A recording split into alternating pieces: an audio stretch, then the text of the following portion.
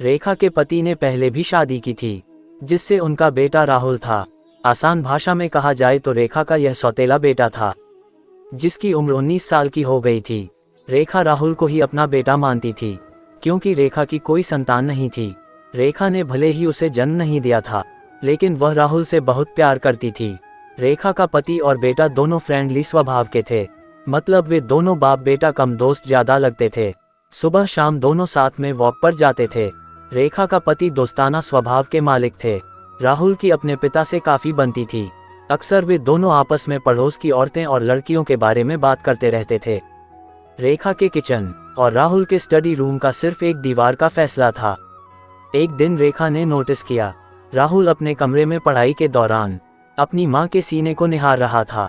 जब रेखा ने पूछा, राहुल क्या देख रहे हो, तो वह डर गया और रोने लगा और अपनी गलती की माफी मांगने लगा। इस पर अंजलि ने कुछ नहीं कहा। यही गलती रेखा को भारी पड़ गई थी, उसे माफ नहीं करना चाहिए था। रेखा ने अपने पति को एक कमरे में बुलाया और कहा कि मैं कई दिनों से देख रही हूँ कि मैं जब भी किचन में खाना बनाती हूँ तो राहुल मुझे अजीब सी नज़रों से देखता है। रेखा के पति को बहुत गुस्सा आया और वो राहुल को डांटने के लिए कमरे में जाने लगा, तो रेखा ने उसे रोक दिया और समझाते हुए कहा, बच्चा है, जवानी की दहलीज पर नया उतरा है, अक्सर ही बच्चों से गलती हो जाती है, तुम उसे कुछ ना कहना, मैं खुद उसे समझा दूंगी। अगले दिन जब राहुल शाम की वॉक से वापस आया तो पीछे से रेखा का पति भी आ गया और रेखा से बोला कि राहुल का तुम्हारे प्रति नजरिया बदल गया है, वह तुम्हें माँ कम पत्नी ज्यादा मानता है। अब क्या करें, माँ होने के नाते रेखा का मन तो किया इसकी जमकर कुटाई कर दे, लेकिन पति के रोकने पर इस बार फिर रेखा रुक गई। कुछ दिनों के बाद सब नॉर्मल हो गया। एक दिन रेखा अपने पति और बेटे राहुल के साथ बाहर घूमने गए। वहां करीब एक हफ्ता होटल में रुके।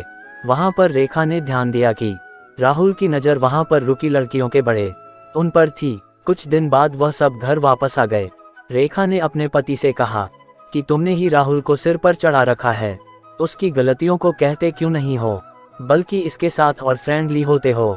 कल को अगर उसने ऐसी वैसी हरकत की तो उसके जिम्मेदार आप होंगे।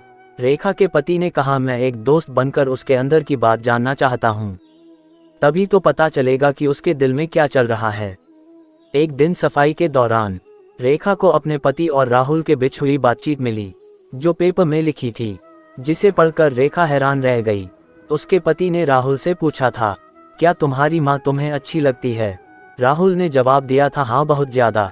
माँ के शरीर का कौन सा पार्ट अच्छा लगता है?